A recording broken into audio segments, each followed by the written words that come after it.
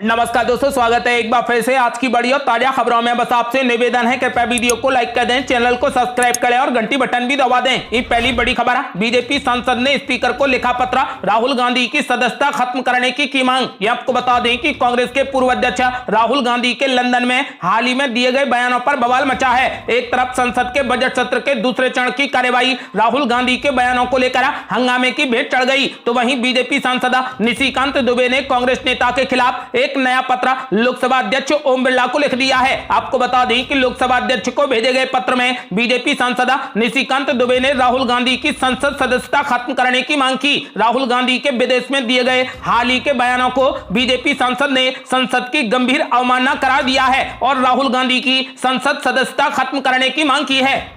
अगली बड़ी खबर, राहुल गांधी के बयान और जेपीसी की मांग पर संसद में महासंग्राम, विपक्ष ने निकाला मार्च। यह आपको बता दें कि संसद के बजट सत्र के दूसरे चरण में लगातार तीसरे दिन हंगामा जारी रहा। विपक्षी पार्टियां जहां अडानी मामले में जेपीसी की मांग पर अड़ी हैं, तो वहीं सत्ता पक्ष राहुल गांधी के माइक बंद कर देने वाले बयान पर माफी की मांग को लेकर पीछे हटने को तैयार नहीं है। सरकार और विपक्ष के हंगामे को देखते हुए लोकसभा और राज्यसभा दोनों ही सदनों की कार्यवाही स्थगित कर दी गई। इससे पहले सोमवार और मंगलवार को भी सदन की कार्यवाही नहीं चल सकी। कांग्रेस समेत 16 विपक्षी दलों के नेताओं ने अडानी समूह से जुड़े मामले में ईडी के समक्ष ज्ञापन देने के लिए संसद भवन से मार्च निकाला। हालांकि पुलिस ने उन्हें विजय चौक पर ही रोक लिया। ईडी मुख्यालय के लिए संसद भवन से निकलने के बाद ही पुलिस ने विजय चौक पर विपक्षी सांसदों को रोका। पुलिस ने विजय चौक के निकट बैरिकेडिंग लगा रखे थे। विपक्षी दलों के मार्च में ममता बनर्जी की पार्टी टीएमसी ने हिस्सा नहीं लिया। टीएमसी के सांसदों ने घरेलू रसोई गैस सिलेंडर की कीमतों में वृद्धि को लेकर संसद भवन परिसर में महात्मा गांधी की प्रतिमा के सामने जोरदार प्रदर्शन किया।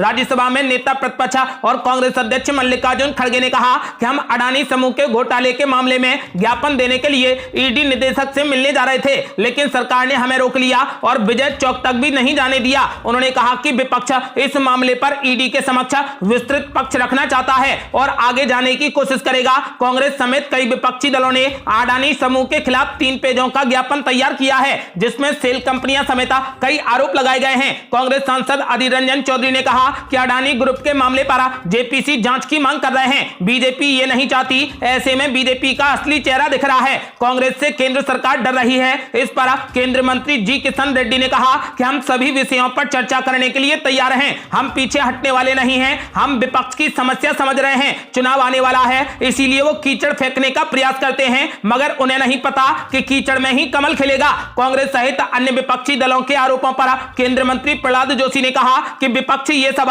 ध्यान भटकाने के लिए कर रही है, क्योंकि उनके सांसदों को पता है कि राहुल गांधी ने जो किया है वो गलत किया है। इस पर चर्चा नहीं हो, इसीलिए ऐसा किया जा रहा है। साथ ही राहुल गांधी से माफी की मांग भी की गई है।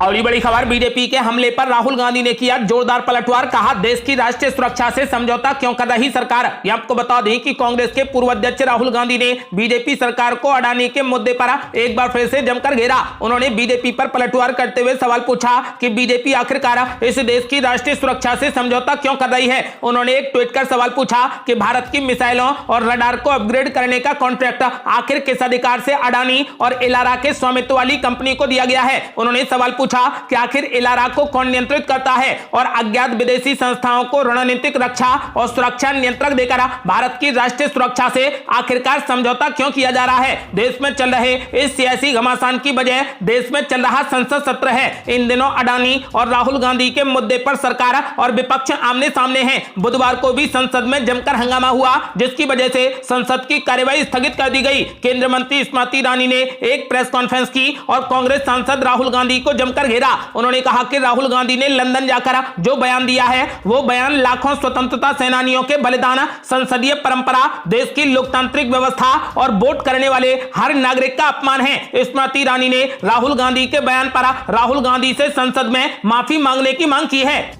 अगली बड़ी खबर, विजय चौक पर रोका गया 17 विपक्षी दलों का मार्च। मल्लिकार्जुन खड़गे बोले 200 सांसदों को रोकने के लिए लगाए गए 2000 पुलिस वाले। यह आपको बता दें कि 17 विपक्षी पार्टियों के सांसदों ने संसद भवन से ईडी दफ्तर के लिए मार्च निकाला, लेकिन विजय चौक पर ही दिल्ली पुलिस ने उनको धारा 144 का हवाला देते हुए रोक दिया। विजय चौक पर रोके जाने से खपा सांसदों ने वहीं पर नारेबाजी शुरू कर दी। रोके जाने पर कांग्रेस अध्यक्ष मल्लिकार्जुन खड़गे ने कहा कि 200 सांसदों को रोकने के लिए 2000 पुलिस वाले लगाए गए हैं। मल्लिकार्जुन खड़गे खड़गे ने कहा कि वो सभी सांसदों के साथ में ईडी कार्यालय पर जाकर एक मेमोरेंडम देना चाहते थे, लेकिन पुलिस उनको आगे नहीं जाने दे रही और सरकार उनको बोलने नहीं दे रही। मल्लिकार्जुन खड़गे ने कहा कि मोदी जी ऐसे लोगों को प्रोत्साहन दे रहे हैं जिनकी संपत्ति कम थी और अब मोदी जी की कृपा से उनकी संपत्ति बहुत बढ़ गई है। मैं ये जानना चाहता हूं कि उनको आखिर पैसे कौन दे रहा है, इसकी जांच होनी चाहिए। उन्होंने कहा कि अडानी और मोदी के बीच के रिश्ते की जांच होनी चाहिए। बस इसी के लिए हम ईडी दफ्तर जाकर अपनी बात रखना चाह रहे हैं। आरजेडी के राज्यसभा सांसद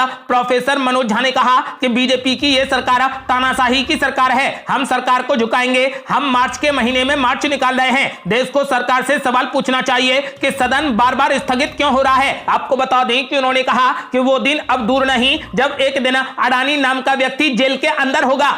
और ये बड़ी खबर, मल्लिकार्जुन खड़गे ने बीजेपी पर बोला जबरदस्त हमला, बोले राहुल गांधी देंगे स्मृति ईरानी के सवालों का जवाब। ये आपको बता दें कि वायनाड से कांग्रेस सांसद राहुल गांधी की ब्रिटेन यात्रा के दौरान जो बयान दिए गए उससे देश में राजनीतिक माहौल गरमाया हुआ है। एक तरफ बीजेपी राहुल गांधी पर हमलावर है तो वहीं दूसरी ओर कांग्रेस भी जमकर मुकाबला कर रही है। इसी क्रम में कांग्रेस अध्यक्ष मल्लिकार्जुन खड़गे ने कहा कि राहुल गांधी केंद्रीय मंत्री स्मृति ईरानी के उस आरोप का जवाब देंगे जिसमें उन्होंने कहा था कि राहुल गांधी की पीएम मोदी से नफरत देश से नफरत में बदल गई है। फिलहाल राहुल गांधी ब्रिटेन की यात्रा खत्म करके भारत पहुंच चुके हैं। उनकी टिप्पणियों पर हुए विवाद के बीच वो पहले ही सफाई दे चुके हैं कि उन्होंने देश के गौरव को कभी भी कम नहीं आंका है। वहीं कांग्रेस भी इस बात को कह रही है कि पीएम मोदी और बीजेपी की आलोचना करना देश की आलोचना करना नहीं है। राहुल गांधी से माफी की मांग पर कांग्रेस अध्यक्ष मल्लिकार्जुन खड़गे भड़क गए और कहा कि मैं राहुल गांधी से माफी की मांग करने वाले लोगों से एक सवाल करना चाहता हूं कि पीएम मोदी 5 से 6 देशों में गए, हमारे देश के लोगों को अपमानित किया।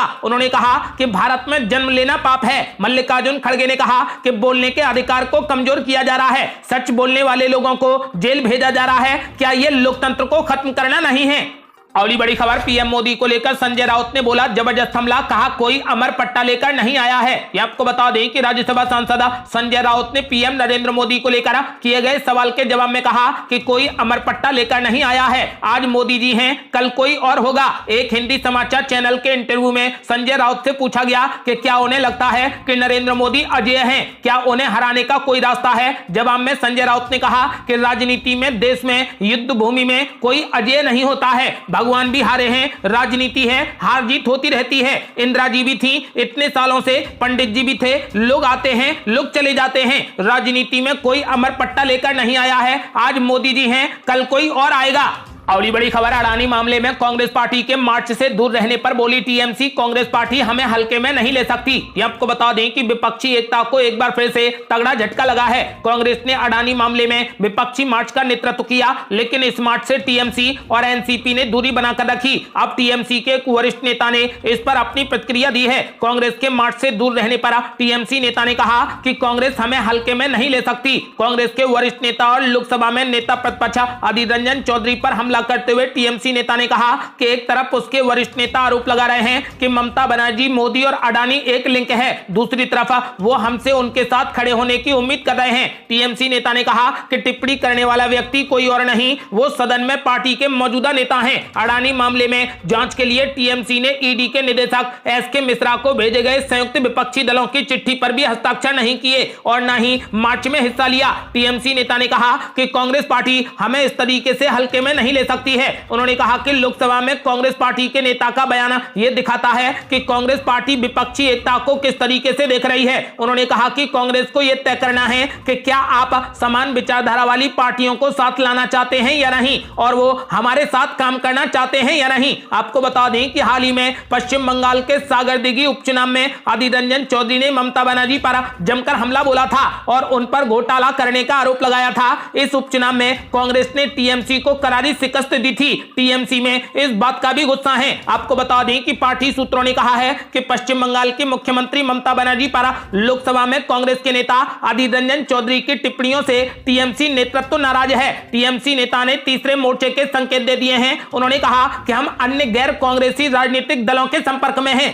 बड़ी बड़ी खबर, बीआरएस नेता के कविता को नहीं मिली राहत। ईडी से पूछताछ के खिलाफ याचिका पर सुप्रीम कोर्ट ने तुरंत सुनवाई से कर दिया इनकार। आपको बता दें कि दिल्ली के कथित शराब घोटाले में तेलंगाना के मुख्यमंत्री केसीआर की बेटी और बीआरएस पार्टी की एमएलसी के कविता की मुसीबतें कम होने का नाम नहीं ले रही। के कविता को अब सुप्रीम कोर्ट से भी बड़ा झटका लगा है। कोर्ट ने इस मामले में अंतरिम राहत देने से साफ इनकार कर दिया है। ईडी पूछताछ के विरोध में के कविता ने सुप्रीम कोर्ट में याचिका दायर करके तुरंत सुनवाई करने की अपील की थी। सर्वोच्च न्यायालय ने 24 मार्च को सुनवाई करने का निर्णय लिया है। इससे पहले के कविता को आज ईडी दफ्तर में पेश होना है। बता दें कि के कविता ने दिल्ली आबकारी नीति से संबंधित मनी लॉन्ड्रिंग मामले में सुप्रीम कोर्ट में याचिका दायर करके गिरफ्तारी से सुरक्षा प्रदान करने का अनुरोध किया था। ईडी ने इससे पहले 11 मार्च को के कविता से 9 घंटे की पूछताछ की थी। के कविता ने इस मामले में बीजेपी पर राजनीति करने का आरोप लगाया है। उन्होंने कहा कि जो भी पीएम मोदी के खिलाफ बोलता है उनको केंद्र जांच एजेंसियां परेशान करने लगती हैं। ये गलत है, सभी को सवाल करने का अधिकार है। उन्होंने आरोप लगाया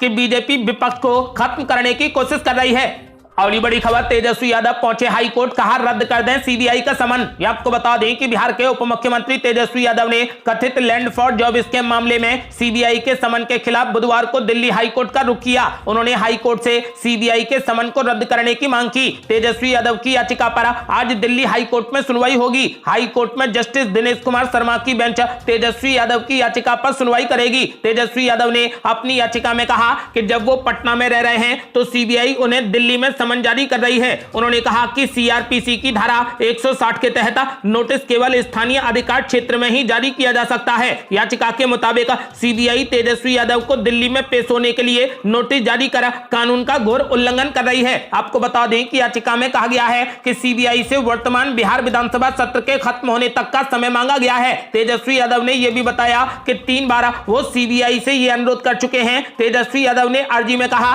कि नवनियुक्त डिप्टी सीएम के तौर पर सत्र में शामिल होना उनका दायित्व है। आपको बता दें कि उन्होंने हाई कोर्ट में इस मामले की अपील की है। हाई कोर्ट से सीबीआई के समन को रद्द करने की अपील की है। अगली बड़ी खबर, उद्धव ठाकरे को लगा एक और बड़ा झटका, पूर्व स्वास्थ्य मंत्री और करीबी नेता शिंदे गुट में हो गए शामिल। आपको बता दें कि महाराष्ट्र के पूर्व मुख्यमंत्री उद्धव ठाकरे को एक और बड़ा झटका लगा है। उद्धव ठाकरे के करीबी और पूर्व स्वास्थ्य मंत्री दीपक सावंत मुख्यमंत्री एकनाथ शिंदे के गुट में शामिल हो गए हैं। शिंदे ने इस दौरान कहा कि हम सावंत का पार्टी में स्वागत करते हैं और इससे हमें फायदा होगा। उद्धव ठाकरे को लगातार कई नेता छोड़कर जा रहे हैं। आपको बता दें कि उद्धव ठाकरे की पार्टी के वरिष्ठ नेता सुभाष देसाई के बेटे भूषण देसाई भी सोमवार को शिंदे के नेतृत्व वाली शिवसेना में शामिल हो गए थे। पार्टी में हो रही टूट के बीच उद्धव ठाकरे ने बीजेपी और शिंदे गुट पर जमकर निशाना साधा। उन्होंने मुंबई में बुधवार को बीजेपी की तुलना अफजल खान से करते हुए कहा कि जिस तरीके से अफजल खान ने हिंदुस्तान में आक्रमण करते हुए लोगों के घर तोड़ दिए, भगवान के मंदिरों को तहस नहस कर दिया, लोगों को अपने साथ लाने के लिए जो किया वही काम आज बीजेपी कर रही है। उन्होंने कहा कि अगर पार्टी में नहीं शामिल होंगे